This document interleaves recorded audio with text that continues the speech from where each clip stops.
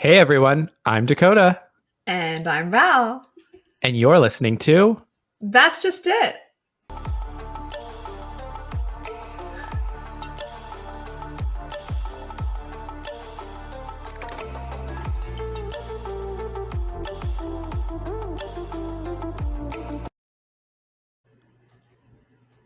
This meeting is being recorded.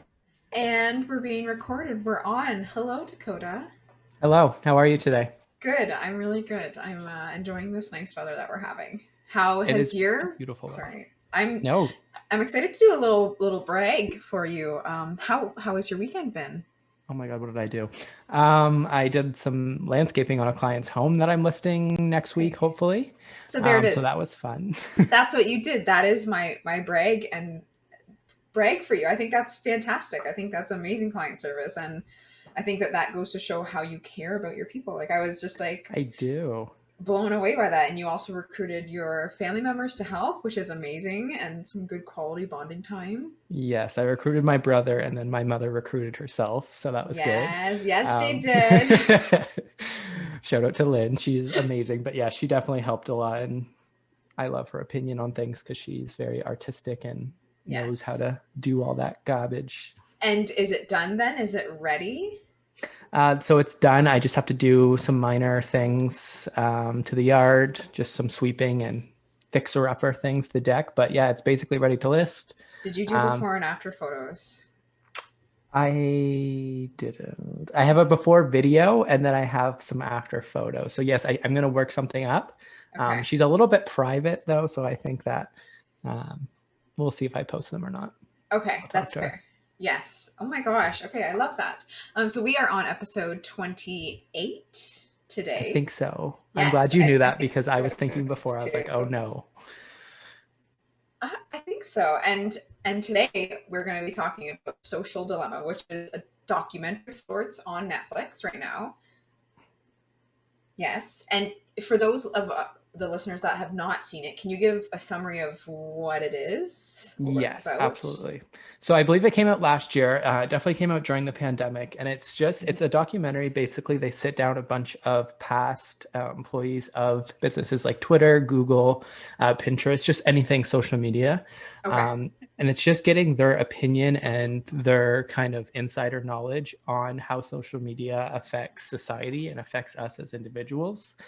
Um, and it's a really interesting take on it because I think that there's two sides to kind of, the idea of social media.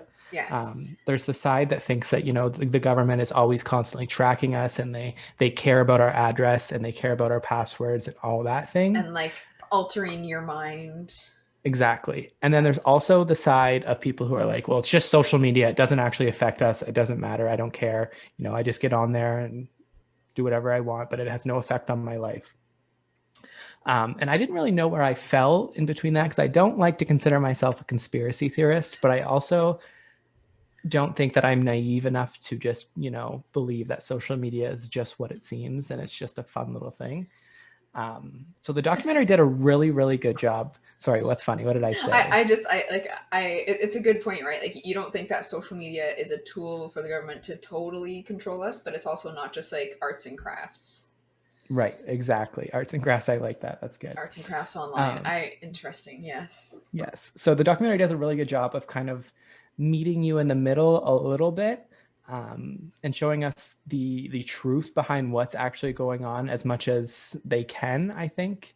And there's a bunch of different theories and a bunch of different perspectives, and it gets a little bit deep into the psychology of it, which I loved, of course, because I'm a Right psychology up your major. alley. Oh, Yeah, I'll just slide but that in there. yeah, I have a degree in psychology for everyone who doesn't know. But we won't get into that because it gets a little sciencey and stuff like that. And I'm more interested Yes. in how it affects us, at a societal level, Yeah. um, rather than how it affects our brain. But it's a really good documentary, and we'll talk about it a lot here. So if you haven't watched it, I would really encourage you to pause this episode right now and go watch it. It's only an hour and like 20 minutes or something. That's But my length of a movie. I like that. exactly. I was able to watch it and not get bored, but I also felt like I learned a lot, so it was good in that. So I have a bunch of notes that I took because I got really into it naturally. Yes. So we're just going to go over those. We're going to talk about what I thought, what Val thought, how we think it affects society. At the end, I kind of felt like I had a better understanding of social media. But I think it was the kind of documentary that left me with more questions than it did answers. Yes. So did it make you want to be on it less, or like how did it make you feel about social media, I'll say? So I don't know if it made me feel like I wanted to be on it less, but it made me, now I'm kind of aware of every little thing that I do when I'm on social media. And I'm thinking about like, oh, this is why I did this, or this is being tracked or whatever. Okay. So I'll kind of explain how they explained how things are being tracked. Yes. So it starts off, oh my God, I switched out chairs and this chair still squeaks. Did not choose a good one. Anyways, it starts out with a quote, and the quote is, if you're not paying for the product, you are the product. So I'll let that sit on your brain a second and think about it. Because I think a lot of conspiracy theorists involved in social media think that the government is tracking our constant move, and they know our whereabouts, and, you know, they care about where we live, and, you know, who we talk to, and little things that like no one cares about your life. Right. But I think that social media and this documentary talks about how it's more used as a way to understand consumers and understand why we do things and what gains our attention. And it talks about how a lot of the, you know, big social media companies, their main goal is to keep us on as long as possible and keep us engaged as long as possible. Right. And it was really interesting how they explained a lot of little things that I was like, oh yeah, that makes sense. That's why I suddenly was on TikTok for 7 hours, because excuse me, TikTok is the best at what they do. Yeah, the TikTok is like, they basically talked, like TikTok is just like a prime example. Like it's the social experiment. And I have a little couple notes on TikTok because I love TikTok, but it's just very sketchy and it kind of scares me. So quick question for you. Like when that saying about the product, where if you're not buying the product, you are the product. How does that resonate with you? Or like how do you take that in? How do I interpret that kind of? Interpret, that's the word. Yes. Okay. I think it as, because, you know, social media for the most part is free for us. You know, you can download Facebook and be on it instantly. You don't have any charges or anything, but it's obviously not free. It's not free to run it. There's employees, so they all get paid by the ads that we see. And the point of those ads is to keep us engaged as much as possible, and keep us coming back to those ads and keep us on social media, because that's what pays. Because we see an ad, we suddenly want to buy something. So that's why we are the product, because, you know, we are the people consuming those ads, and those ads are the things that pay for social media. Okay.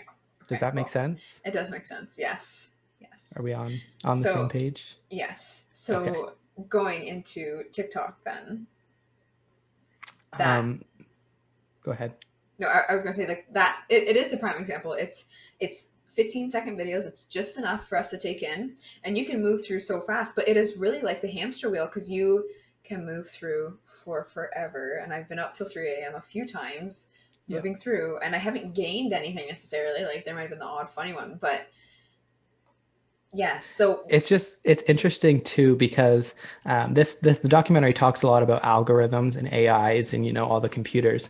And it talks about how, you know, even the people who built these algorithms and AIs, they don't fully understand what they're doing or how they do what they do, which is kind of a scary thought, because, you know, we think about how computers and robots are going to take over the world. And it's just interesting that, you know, these algorithms are constantly at work, and, you know, we understand them as best as we can, but we don't really know what's going on.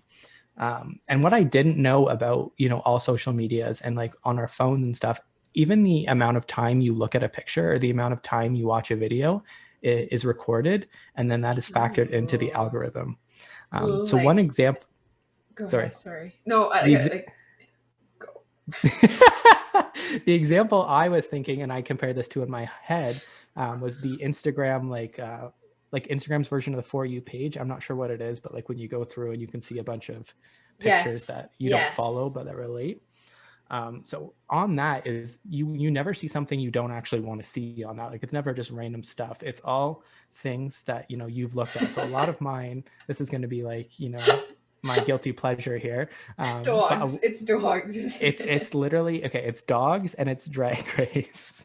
Those are my two things. It's always dogs, food, and drag race. And it's because those are the three things. When I see a post on my timeline pop up, that's what you're definitely like liking and or watching the full video. Yeah, and I'm even like looking at a picture for longer, so it's on my screen for longer. So every time you look at a picture, the algorithm records how long you look at it, and then it factors that into what it's going to show you next. And how this relates back to TikTok is because TikTok, you have your own personalized For You page. Obviously, the whole basis is. But that's the whole app, like exactly.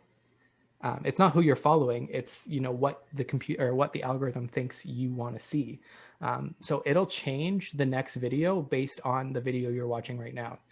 So it's crazy because the whole goal of the algorithm is to keep you on TikTok as long as possible. So you can be scrolling through TikTok and it'll change what's coming up based off of what you've either liked, or if you've rewatched a video or you watched the whole video, it changes like instantly like that. And it's just terrifying because so like you go down the rabbit hole and then they just help you down the rabbit hole. Exactly. Like they want you to go down that rabbit hole. Yeah. That's so funny because I'll watch a video about like an age difference couple and then all of a sudden it's just age different like, oh, interesting. And Instagram, the one time it was like that heart page it was all about pregnancy, and I was like, it's probably because I've spent too much like longer looking at photos of like babies or people that were like announcing they were pregnant. And it's not even just like on that specific app, like your phone does it too. So like if you Google a bunch about pregnancy on your phone, and you know, we always like, oh, I swear to God, my phone's listening to me. It's because it's watching what you're doing and it's tracking what you're doing and it's trying to keep you as engaged on all social media platforms as possible, which is scary to think about, but it's also super interesting. And the documentary talks about, like, it goes really, really deep, and you know, we could talk about it for hours because it gets so deep. But it talks about, like, you know, controlling people, and the algorithm's point or goal is to manipulate you into staying as long as possible. Mm-hmm. So as much as you think you're in control of your social media and how you're on it, you know, you have thousands of software techs and engineers working against you. They've built this algorithm to work against your goal. Could you, if you were in that position as the software technician, knowing what you were doing, do you think you'd be fulfilled with it? That's another thing that I thought was super interesting, because a lot of these people, like, they're interviewing these people who've built it and who have. One of the people was the guy who invented the like button on Facebook. And, you know, like, their goal when they built it was to build it as, you know, like a way to like suck people in. No, that's not how they built it. They built it as a way to, like, spread positivity, and like that their intention was not to suck people in, because the people who are building these algorithms, most of them do not have malicious intentions. Right. That's just how the algorithm works and how things, you know, I say the word algorithm. Okay, drinking game. Listen to this episode, and every time I say algorithm, you take a drink. Take a drink. Algorithm. That's one more.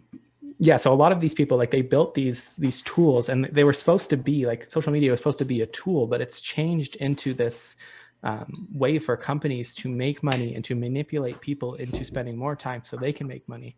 Mm-hmm. And one of the main things I took out of this documentary was that it's crazy how much our society revolves around money. Every little thing comes back to money. Like, just scrolling through TikTok, just scrolling through Instagram, it's money. So your underlying feeling with this documentary, is it anxiety? Is it like intrigue? Is it like fear? For me, it's intrigue.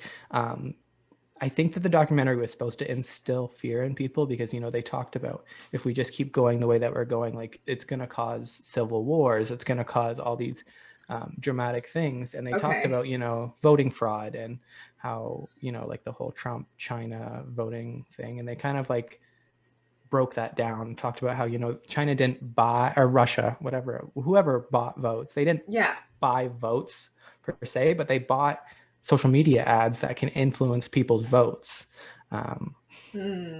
And Right.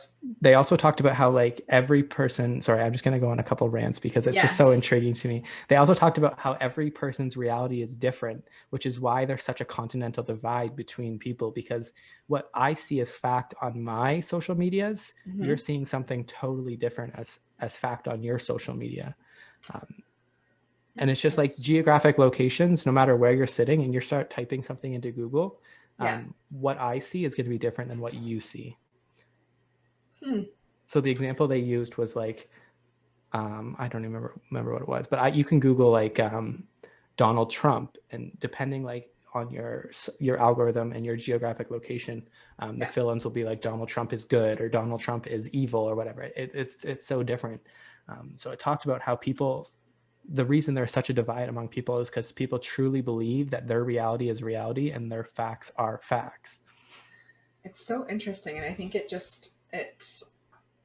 intrigues me to see what the future holds.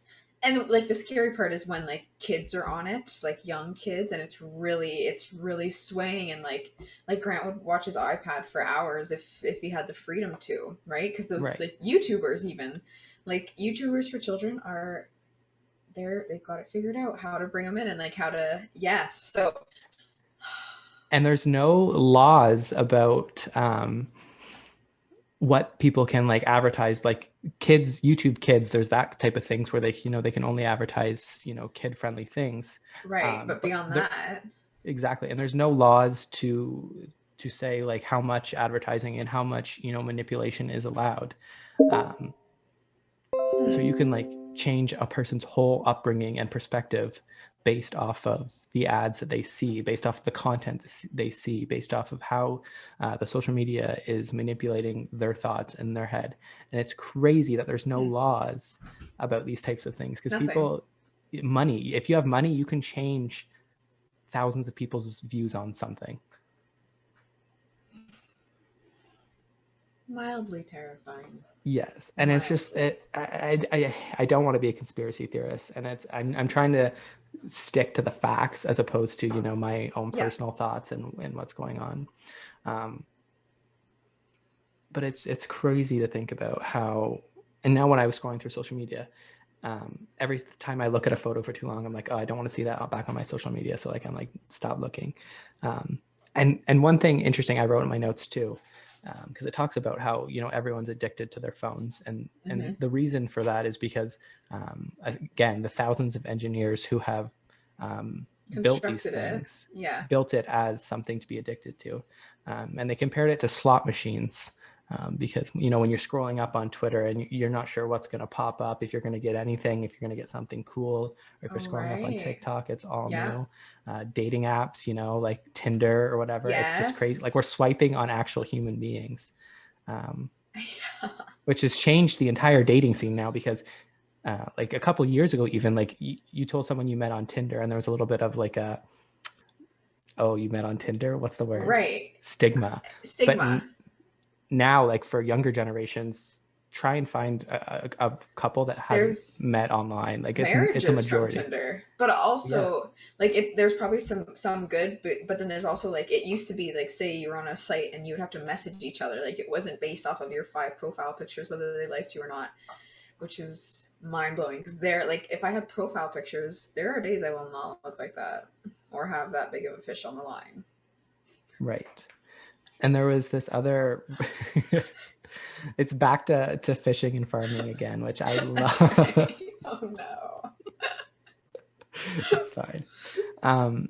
They also brought up this other conspiracy theory type issue, and it was called Pizzagate, and I'd never heard of it. Have you heard of Pizzagate before? No. So it's basically this online conspiracy theory, we'll call it, where people had posted about pizza delivery being a forefront or a front for sex trafficking and child sex trafficking. So it got to the point, there was all these pages and stuff about Pizzagate is what it was called. And it would show up on people's pages who had been known to, follow other conspiracy threads pages or Google conspiracy theories. Was Pizzagate, this is the restaurant? No. Okay. Just in general, like delivery services were being used as a way to traffic humans.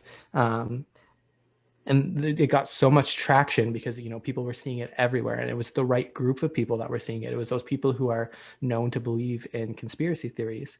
And it got to the point where a guy was delivering pizza and was held knife point because these people were convinced that it was a front for human trafficking. And it was just very interesting to see how, people just posted that on social media, and it just snowball effect because of the algorithm, to the point where someone almost died because of right, like one idea and just how it can go. But like it would be so much better if it were with like positive things, like good things. Right. And that's another point too. And the fact that they dropped was that incorrect information or false information on Twitter is 6 times more likely to spread than correct information. That is awful. Isn't that wild? 6 times more likely. But that's also where it comes down to, like, if you go somewhere that was really great, and then you go somewhere that was crappy, like say a restaurant, you're more likely to talk about the crappy experience. Right. Exactly. That's that's literally just it. And the one thing that I kind of was thinking about near the end, and this is kind of what my main focus was on the issues, because we talk about, humans being overwhelmed, and we're constantly being told different information and differing information, and everyone has an opinion, and everyone has their own reality, and everyone has their own facts, and humans just aren't evolved yet to be able to handle all of those different information, because every single day we as humans have to decide what we believe in. We see something on social media and we're like, right. We have access to way too much information that our brains just cannot handle it. We're not rooted, right? Yeah, I could get into the psychology of it a little bit, but that's for another episode. Okay. But social media has evolved, and they dropped a number, and I didn't catch it, or I didn't write it down, but I think it was like 1,000 and something % more than any other thing. Social media has evolved way more than humans, way more than anything. And it's getting out of control. Because it's not just good things, right? If it were good things, and I saw something today, it was like, when is the government going to start, it wasn't like giving grants, but it was like something for like healthy eating, like the money that goes into the bad things, right? Anyways, it was to promote those things, like promoting healthy eating and exercise more so than the opposite. So yeah, like big, right. Yes, you know what I mean. I know exactly what you're saying, but most people who have had a part in designing these social media advertisements and these social media, I don't know, factors or whatever you want to call it, they had good intentions, and they were supposed to be used as a tool. Like, I don't know if you ever watched the movie with Mark Zuckerberg about like the invention of Facebook. I did not. That's a good one too. I watched it with my mom in theaters. Shout out to Lynn. A while you were back. hip. You were at the time. Yeah, I was. And this was like years and years ago. But he was just a college kid who made Facebook. One of the things was to find out if girls were single. Like, it was just like those little things. He didn't, when he was sitting there creating Facebook, he didn't think, oh, this is how people are going to get rich. This is how people are going to, manipulate society. Yeah. It's crazy to think how it was like invented as a tool, but it's been used as like a tool for different purposes. Yeah, it's becoming a negative. And I don't know, I thought it was a really good documentary, and I think it definitely changed my perspective on social media, because I think before I watched this documentary, someone was like, algorithms, AIs, robots are taking over. I would have been like, leave me alone. Yeah, like please, yeah. But now it gives more fact to it. Yeah, and that's just it. That's just it. I'm a fact person, and I'm a fact kind of guy, and I don't like to, just jump on bandwagons. I'm sure I do sometimes, but I try to research things. I want that to be the title. I'm a fact kind of guy. Okay, I will title it, I'm a fact kind of guy. I'm going to forget. It's going to have some other stupid title, but it'll be good to... I like it. Okay. it's very fascinating to me.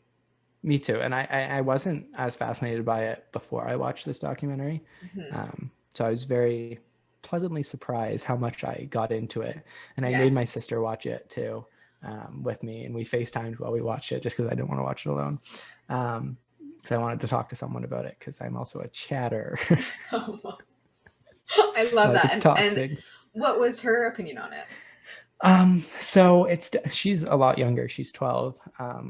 So she doesn't have as many, I don't want to say like life experience because that just sounds like, oh, I'm 23, Yeah, I have I'm more life experience. experienced. Yeah. But some things, she just didn't understand as much. But she was also like confused and like, what the heck? This is how social media is running our lives. Okay. And I think it's like her generation that is even more addicted than we are to that phone. In the documentary, they tried to get this guy to go a week without using his phone, and they were sending like, there was like a team who was trying, his like algorithm was people. It switched back between a little storyline and the actual real people interviews. Yes. Oh, I forgot where I was. No, I'm just kidding. So with Taylor, like anyways, to go without your phone for a week. Yes. So your phone is like constantly giving you notifications, and I think I've noticed this a lot more over the past couple of years. Like before, you would just get messages just get notifications when you have texts, yes, or when you have calls. But now, like every single app you download wants to send you notifications. They will send you a notification. You like even Duolingo. If you haven't been on, I don't know if you have that app, but if you haven't been on it for 24 hours, it sends you a message saying, get back on here. Like it's kind of aggressive, but it's just like a media, or it's a marketing tactic. Yes. Like every app is constantly message or notifying you. Facebook recently, I don't know if you've noticed this, but I get weird notifications. Like today, my grandma posted photos and I got a notification saying like, she posted two driving photos. the RV. Yeah. I think I got that notification too. Yeah, so did Owen, which is weird because like why did we all get right. I think it's so much, right? Like and I think it's just, because whenever she posts, I think that you're engaging. I'm engaged by, like, whenever she posts, like I usually comment or like or something, or I at least, look at it for long. And I think that you and Owen probably do the same. Yeah. And that's probably why we all got the notification, because, her posts are something that we actively engage in and we actively look at for longer. And I get those notifications all the time. Christine Briggs, every time she posts now, I get a notification. Because I'm always looking at the kids, and I bet if you zoom in on a picture, then obviously that's time spent, and they're like, ooh, she likes to see what they're doing. Yeah, I just kind of figured this out in my head just now. We discovered this, but yeah. It's the people that I pay more attention to on social media. You also, I get notifications whenever you share anything. Interesting. Yeah, it's very interesting how that works, because I don't have like notifications on for anyone. Yeah, and I actually have them turned off for some people. Yeah, me too.